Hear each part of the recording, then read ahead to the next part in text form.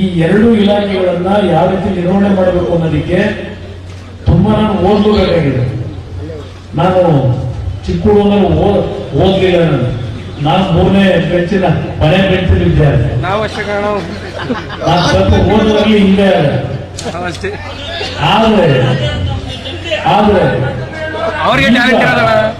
ಈಗ ಬಹುಶಃ ನಾನು ವಿಷಯಗಳನ್ನು ತಿಳ್ಕೊಳ್ಳೋದಕ್ಕೆ ಏನ್ ಪ್ರಯತ್ನ ಪಡ್ತೀನಿ, ಕಷ್ಟಪಟ್ಟು ನೀವು ಹೇಳೋದಂಗೆ ಕಷ್ಟಪಟ್ಟು ಸ್ವಲ್ಪ ಕೊನೆ ಬೆಂಚಿಂದ 1ನೇ ಬೆಂಚಿಗೆ ಬರೋದಕ್ಕೂ ಪ್ರಯತ್ನ ಪಡ್ತೀನಿ.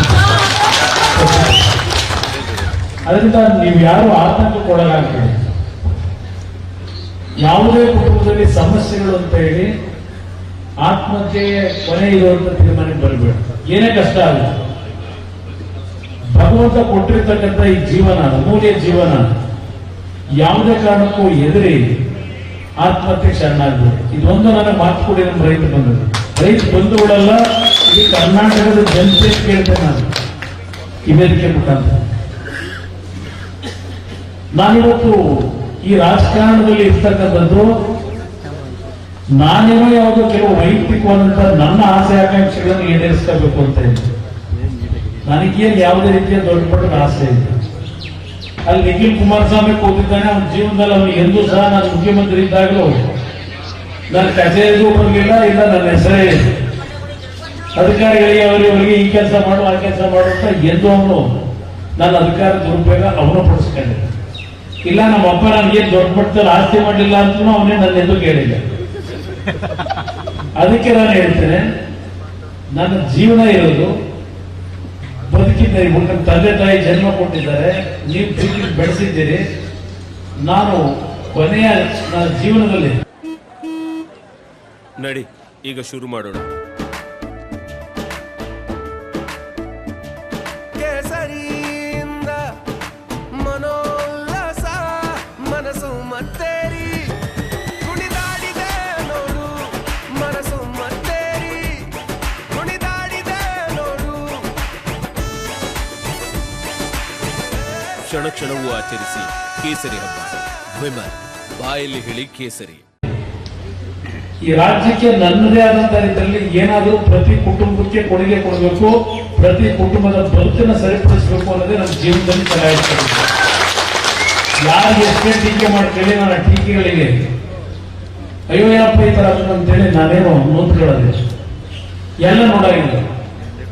ಅದರಿಂದ ಭಗವಂತ ಇವತ್ತೇನು ಶಕ್ತಿ ಕೊಟ್ಟಿದ್ದಾನೆ, ನೀವು ಶ್ರಮ ಹಾಕಿ ಈ ಮಟ್ಟಿಗೆ ನನ್ನನ್ನು ಮತ್ತೆ ನಿಲ್ಲಿಸಿದ್ದೀರಿ ಈ ರಾಜ್ಯದ ರಾಜಕಾರಣದಲ್ಲಿ. ನನ್ನ ಗುರಿ ಇರ್ತಕ್ಕಂಥದ್ದು ಇಡೀ ರಾಜ್ಯ, ನನ್ನ ಬರೀ ಹಳೆ ಕರ್ನಾಟಕದ ಜನ ಅಂತ ಹೇಳಿ ಉತ್ತರ ಕರ್ನಾಟಕದ ಜನತೆಯೂ ಈ ವೇದಿಕೆ ಮುಖಾಂತರ ಹೇಳ್ತೀನಿ. ನಮಗಿದ್ದು ನಿಮ್ ಕಷ್ಟ ಬದುಕೇನಿದೆ ಅಂತ ಉತ್ತರ ಕರ್ನಾಟಕದಲ್ಲಿ ನೋಡಿದ್ದೇನೆ. ಕಲ್ಯಾಣ ಕರ್ನಾಟಕ ಭಾಗದಲ್ಲಿ ಒಂದು ಶಕ್ತಿಯನ್ನು ಏನು ತುಂಬಿದ್ದೀರಿ. ಬಹುಶಃ ಇನ್ನೂ ಉತ್ತಮವಾದಂತ ರೀತಿಯಲ್ಲಿ 2ನೇ ಇನ್ನಿಂಗ್ಸ್ ಅಂತ ಏನು ಹೇಳಿದ್ದೇನೆ. ಈಗ 2006 ಮೊದಲನೇ ಇನ್ನಿಂಗ್ಸ್ ಇತ್ತು. ಈ 2ನೇ ಇನ್ನಿಂಗ್ಸ್ ಮೇಲೆ ಅದು 2ನೇ ಇನ್ನಿಂಗ್ಸ್ ಒಂದು ಮಾಡದೆ 14 ತಿಂಗಳು ಅಪ್ಪ ಅದು ಸವಾಸದ ಯಾವಾಗ ಬರ್ತೀನಿ ಅಂತ ಹೇಳಿ ಕಾಯ್ತಾ ಇದ್ರು. ಯಾವ ರೀತಿ ನಡೆಸ್ಕೊಂಡಿದ್ರು.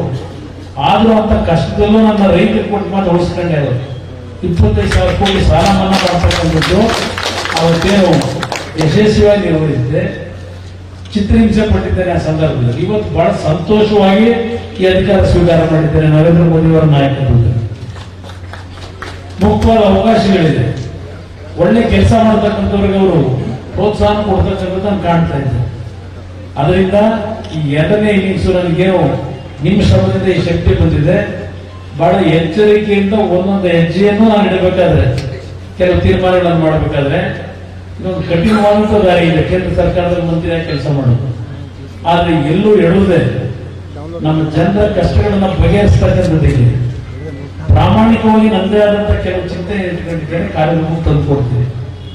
ನಮ್ಮ ಕಾರ್ಯಕರ್ತರು ನಿಮ್ಗೆ ನಾವು ಏನ್ ಮಾಡಿದ್ದೇವೆ, ನಾವೇನು ಮಾಡಿದ್ದೇವೆ, ದುಡಿತೀವಿ, ನಮಗೋಸ್ಕರ ದುಡಿಮೆ ಮಾಡಿದ್ದೇವೆ. ಕುಮಾರನಿಗೋಸ್ಕರ, ದೇವೇಗೌಡರಿಗೋಸ್ಕರವಾಗಿ ದುಡಿಮೆ ಮಾಡಿದ್ದೇವೆ. ಸರ್ಕಾರಗಳ ಬುದ್ಧ ನಮ್ಗೇನು ಮಾಡಿಲ್ಲ ಅಂತ ಕೆಲವರಿಗೆ ಅಸಮಾಧಾನವಿದೆ. ಆದ್ರೆ ನನಗೆ ಅಧಿಕಾರ ಸಿಕ್ಕಿದ್ದು ಒಂದ್ಸಲ 14 ತಿಂಗಳು, ಇನ್ನೊಂದ್ಸಲ 18 ತಿಂಗಳು ಸ್ವತಂತ್ರವಾದ ಸರ್ಕಾರ. ನನ್ನ ಬೆಳೆಸಿ ನಮ್ಮ ಪಕ್ಷ ಉಳಿಸ್ಕೊಂಡ್ಬಂದಂತ ನಮ್ಮ ಕಾರ್ಯಕರ್ತರಿಗೆ ಎಲ್ಲರಿಗೂ ನಾವೇನೋ ಒಂದು ಸಣ್ಣ ಪುಟ್ಟ ಬೋರ್ಡ್ ಕಾರ್ಪೊರೇಷನ್ ಒಂದು ಮೆಂಬರ್ ಇಬ್ಬರು ಮಾಡೋಕ್ಕೂ ಆಗಿದೆ. ಇದೆಲ್ಲ ನನಗೆ ಗೊತ್ತಿದೆ ನನಗೆ. ಆದ್ರೆ ಒಂದು ಮಾತು ಹೇಳ್ತೇನೆ, ನೀವೇನು ಈ ಪಕ್ಷ ಕಟ್ಟಿ ಬೆಳೆಸ್ಕೊಂಡಿದ್ದೀರಿ, ಭಗವಂತ ನನಗೆ ನಿಮ್ಮ ಶ್ರಮದಿಂದ ಇನ್ನೂ ಉತ್ತಮವಾದಂತ ರಾಜಕೀಯದ ಒಂದು ಶಕ್ತಿ ದೊರಕುತ್ತದೆ ಅಂತಕ್ಕಂಥ ವಿಶ್ವಾಸ ನನ್ನಲ್ಲಿ ಇಟ್ಕೊಂಡಿದ್ದೇನೆ. ನನ್ನ ಕಾರ್ಯಕರ್ತರು ನಾನು ಒಂದು ಮಾತು ಹೇಳ್ತೇನೆ, ನನ್ನ ಕಾರ್ಯಕರ್ತರು ರಾಜ್ಯದಲ್ಲಿ ಜನತೆ ಸಂಕಷ್ಟದಲ್ಲಿದ್ದಾಗ ಜನಗಳ ನೋವಿಗೆ ನಾವು ಸ್ಪಂದಿಸಬೇಕು. ಸರ್ಕಾರದ ಎಷ್ಟು ದೋಚಿ ನಾವು ಸಂಪಾದನೆ ಮಾಡಬೇಕು ಅನ್ನೋದು ನನ್ನ ಕಾರ್ಯಕರ್ತರು ಇಲ್ಲಿವರೆಗೆ ನೀವು ಯಾರು ಮಾಡಿಲ್ಲ, ನನ್ನ ನಂಬಿಕೆ ಇದೆ. ನನಗೂ ಆ ರೀತಿ ಮಾಡೋದಕ್ಕೆ ನೀವು ಪ್ರೋತ್ಸಾಹ ಕೊಟ್ಟಿಲ್ಲ. ಈಗ ನೋಡ್ತಾ ಇದ್ದೆ, ಬರಗಾಲ ಬಂತು, 93 ಜನ ಬೋರ್ಡ್ ಕಾರ್ಪೊರೇಷನ್ ಚೇರ್ಮನ್ ಮಾಡ್ಕೊತಾರೆ, ಅವರಿಗೆಲ್ಲ ಕ್ಯಾಬಿನೆಟ್ ಆಗ್ತಾರೆ. ಒಂದು ಸರ್ಕಾರ ನಡೆಸಲಿಗೆ ರಾಜ್ಯದ ಜನರ ದುಡ್ಡು ತೆರಿಗೆ ಹಣ ಯಾವ ರೀತಿ ಸ್ವೇಚ್ಛಾಚಾರವಾಗಿ ಇವರ ಕಾರ್ಯಕರ್ತರು, ಇವರ ಪಕ್ಷದ ಬೆಂಬಲಿಗರಿಗೆ ನಿಮ್ಮ ದುಡ್ಡಿನಲ್ಲಿ, ನಿಮ್ಮ ತೆರಿಗೆ ಹಣದಲ್ಲಿ ಸ್ವೇಚ್ಛಾಚಾರವಾಗಿ ಏನೇ ನಡೆಸ್ಕೊಂಡು ಬಂದಿದ್ದಾರೆ ಕಳೆದೊಂದು ವರ್ಷದಲ್ಲಿ. ಅದಕ್ಕೆ ನೀವೆಂದೂ ನನ್ನನ್ನ ಆ ರೀತಿಯ ಒಂದು ಒತ್ತಡಗಳನ್ನು ನೀವೆಂದೂ ಹಾಕಿಲ್ಲ. ನನಗೆ ನಾನು ಉಳಿಸಿ ಬೆಳೆಸಿದ್ದೇನೆ, ನಾನು ಅದೆಲ್ಲ ತಿಳ್ಕೊಂಡಿದ್ದೇನೆ. ಆದ್ರೆ ಭಗವಂತ ಅವಕಾಶ ಕೊಡ್ತಾನೆ. ಈ ರಾಜ್ಯ ಅತ್ಯಂತ ಸಂಪತ್ತು ಭರಿತವಾದಂತಹ ರಾಜ್ಯ ಇದು. ಬೇರೆ ದೇಶದ ಯಾವುದೇ ರಾಜ್ಯಗಳ ಹೋಲಿಕೆ ಮಾಡಿದ್ರೆ ಅತ್ಯಂತ ಸಂಪತ್ತು ಭರಿತವಾದಂತಹ ರಾಜ್ಯ. ಇವತ್ತು ನೋಡಿ, 3 ರೂಪಾಯಿ 3.5 ರೂಪಾಯಿ ಡೀಸೆಲ್ ಪೆಟ್ರೋಲ್ ಬೆಲೆ ಮತ್ತೆ ಏರಿಕೆ ಮಾಡ್ಕೊಂಡವ್ರು. ಅದಕ್ಕೆ ಸಮುದಾಯ ಶೇಖರ್ ಪಾಪ ಮಾಧ್ಯಮದ ಸ್ನೇಹಿತರು ಒಂದು ಮಾತು ಹೇಳ್ತೇನೆ, ಕುಮಾರಸ್ವಾಮಿ ಕಾಲದಲ್ಲೂ ಅದೆಷ್ಟು 25% 26% ಏರಿಕೆ ಮಾಡಿಬಿಟ್ಟಿದ್ದ ಅಂತ ನಮ್ಮ ಮುಖ್ಯಮಂತ್ರಿಗಳು ಇವತ್ತು ಹೇಳಿದ್ದಾರೆ. ನೋಡೋದು ಇದು ಸುಳ್ಳು ಹೇಳೋದು ಒಂದು ಇದಿಬಿಟ್ಟಿ. ಎಸ್, ನನ್ನ ರಾಜ್ಯದ ರೈತರ ಸಾಲ ಮನ್ನಾ ಮಾಡಲಿಕ್ಕೆ ಸ್ವಲ್ಪ ನಾನು ಹಣ ಸಂಗ್ರಹ ಮಾಡಬೇಕಾಗಿತ್ತಲ್ಲ. ಈ ರೀತಿ ನಾನು ಜನಗಳ ಜೋಬಿಗೆ ಕೈ ಹಾಕಿರಲಿಲ್ಲ. ನಾನು ಪೆಟ್ರೋಲ್ನ ಸೆಸ್ಸನ್ನ ಸ್ವಲ್ಪ ಜಾಸ್ತಿ ಮಾಡಬೇಕು ಅಂತೇಳಿ ನಿರ್ಧಾರ ಮಾಡಿದ್ದೆ. ಆದ್ರೆ ಇಂಪ್ಲಿಮೆಂಟ್ ಮಾಡಕ್ಕಾಗಿಲ್ಲ. ತೆಗೆದು ನೋಡಿ ರೆಕಾರ್ಡ್ ನಮ್ಮ ಮುಖ್ಯಮಂತ್ರಿಗಳೇ. ಕುಮಾರಸ್ವಾಮಿ ಕಾಲದಲ್ಲೂ ಪೆಟ್ರೋಲ್ ಬೆಲೆ ಜಾಸ್ತಿ ಮಾಡಿಲ್ಲ ಅಂತ ಏನ್ ಹೇಳಿದ್ರಿ?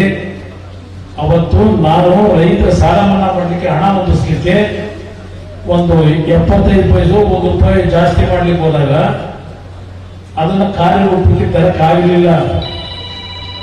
ಆ ಕಾರ್ಯರೂಪಕ್ಕೆ ತಂದು ನಾನು ರೈತರ ಸಾಲ ಮನ್ನಾ ಮಾಡಿದ್ದಲ್ಲ. ಅದು ಹೇಳಕ್ಕೂ ಸುಳ್ಳು ಹೇಳಕ್ಕೂ ನಿಧಿ ಇರಲಿ.